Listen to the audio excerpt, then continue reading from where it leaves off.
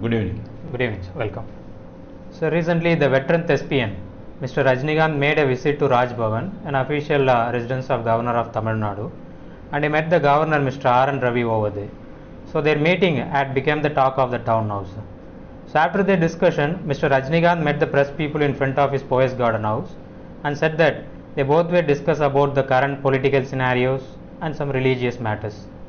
So when the press people asked Mr. Rajinikanth in return to elaborate the discussion in brief, so Mr. Rajinikanth replied that those things cannot be disclosed in front of the media. So this statement had drawn a reasonable amount of denouncement from every sectors, and one among is from the CPI Secretary Mr. K. Balakrishnan. So what Mr. Balakrishnan said in series of his tweets in social media, he has so many questions. Few among them, sir, whether the Raj Bhavan had become an official asylum to discuss about the political matters, and as well as he questioned what is the necessity for the governor to discuss such an unshareable political discussion over there. And moreover, Mr. Balakrishnan accused the governor vehemently for functioning like a representative of a particular political party.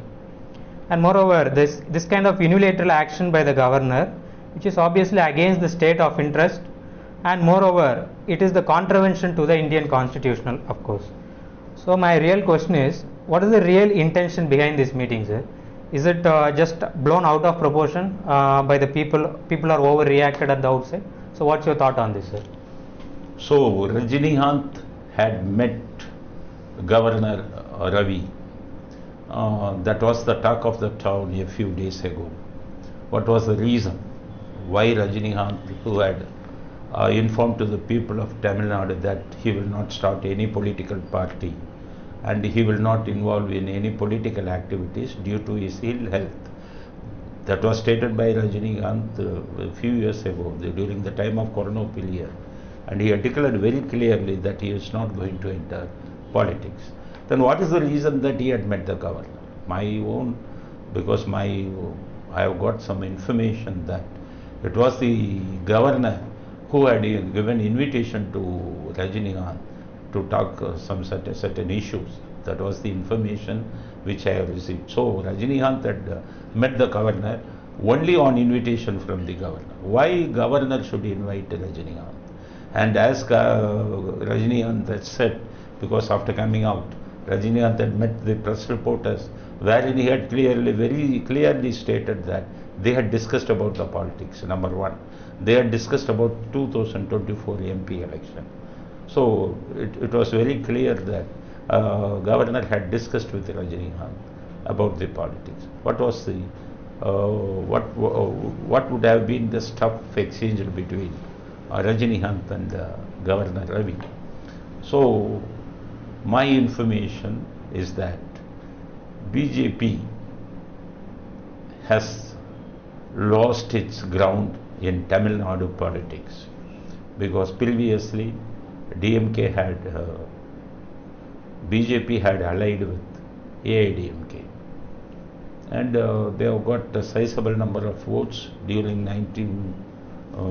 2021 election. They have got, even though they were defeated, AIDMK had got 66 seats, BJP has got 4 seats, and there was only DMK had got only 8 seats more than the majority. 118 was the magic number for capturing power in Tamil Nadu Assembly, and DMK had got only 126. 8 MLAs more than the required strength.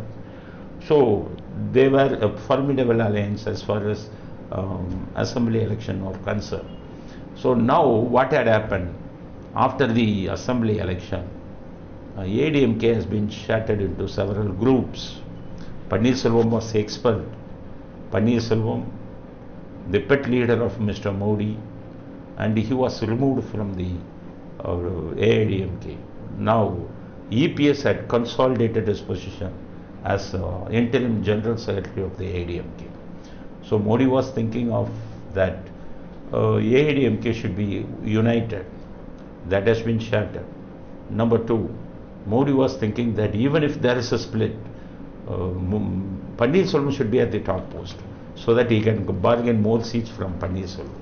So Paneerselvam is very close to Modi.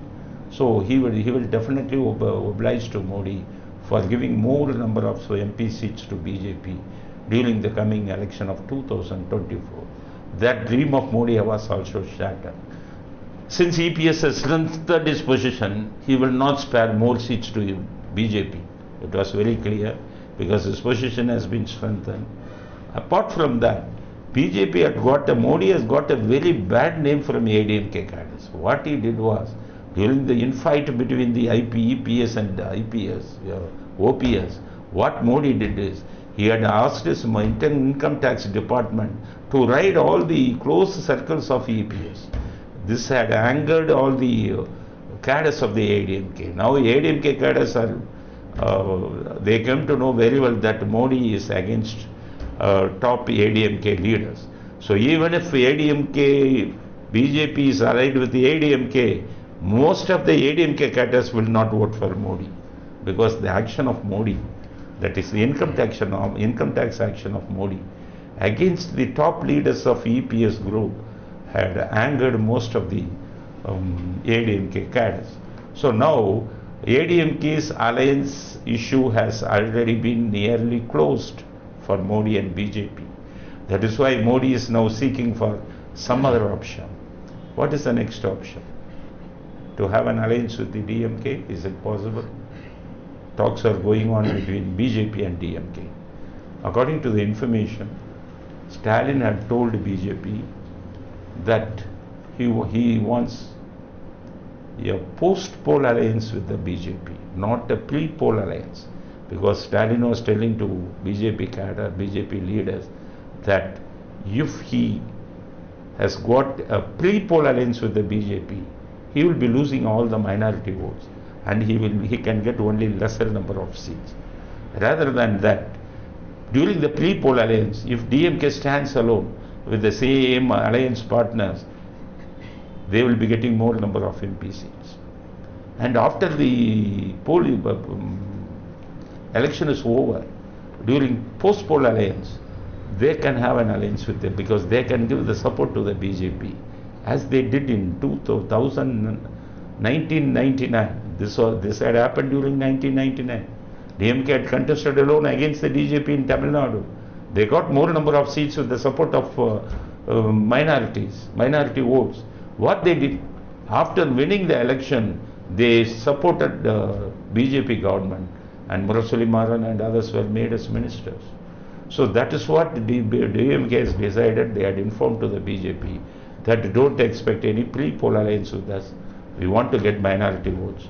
After getting sizable number of MP votes, we will support you after the post-poll, and we will help you to form the government. This was informed by the DMK. The point is that some of the top leaders of the DMK are in favor of alliance with the BJP. Kanimoli, T.R. Balu, these people are already MPs. What they dream is that, what they feel is that there is no chance for Congress to form a government at the center. There is no chance. Absolutely, only BJP will come into power, even during 2024 election. So if they are in alliance with the BJP, they will be getting some plump minister posts. And Kanimoli and T.R. Balu being the seniors, and Kanimoli being a family member of Karnanidhi, they will be getting good minister posts. That's what they have been dreaming. So they are in favor of forming an alliance with the DMK. That is why Kanimoli has always been talking with Amit Shah over phone only about such political formation. But Stalin is not in favor of such an alliance for reasons best known to him. That is the main reason, is he will be losing most of the minority votes. So there is chance of DMK-BJP alliance only after the election, not before the election. Then who will be the electoral partner for the BJP? That is why BJP has been badly searching with whom we can have alliance, because ADMK door is almost closed. Even if you have an alliance, most of the ADMK cadres will not vote for Modi. So DMK had already refused. Say they want to search a poll partner for the 2024 election.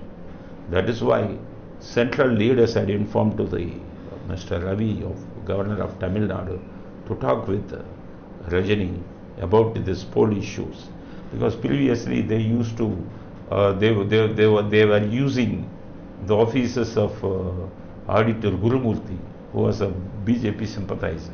Only Gurumurthy used to talk with Rajini. But recently BJP is not in good books with Gurumurthy, because he had not done anything, and he had given so many promises to them that he will convince Rajini to form a political party, and that he could not succeed. Now BJP is now searching another good officer to talk with Rajinikanth. That is why they have instructed, that is the information I have received, they had instructed Governor Ravi to talk with Rajinikanth, because Rajinikanth had already announced he will not form any political party. So what they want from Rajinikanth is that to give a voice in favor of BJP, as he did in 1996 election. Some of the youngsters may not be knowing about what had happened in 1996 election. During 1996 election, 5 years of Jayalalitha was in power. So to topple, to defeat Jayalalitha, Karunanidhi had approached Rajinikanth. He was also against Jayalalitha at that point of time. During 1997, Rajinikanth was against Jayalalitha, because during one of the functions of Basha was running successfully. At the function of the Basha, Rajini had made some remarks against Jayalalitha with regard to some bomb issues, bomb threat, and that had irritated Jayalalitha, and there was a internal fight between Jayalalitha and Rajinikanth. At that point of time, Rajinikanth, since Rajinikanth was against Jayalalitha, Karunanidhi approached Rajinikanth to give a voice in favor of Karunanidhi. So Rajinikanth gave the voice in favor of Mr. Karunanidhi. He was asking all the voters through TV to vote for DMK and not to vote for Jayalalitha. This is the voice he had made. And even in Chepa constituency, where Karunanidhi was contesting during 1996, there were posters displayed everywhere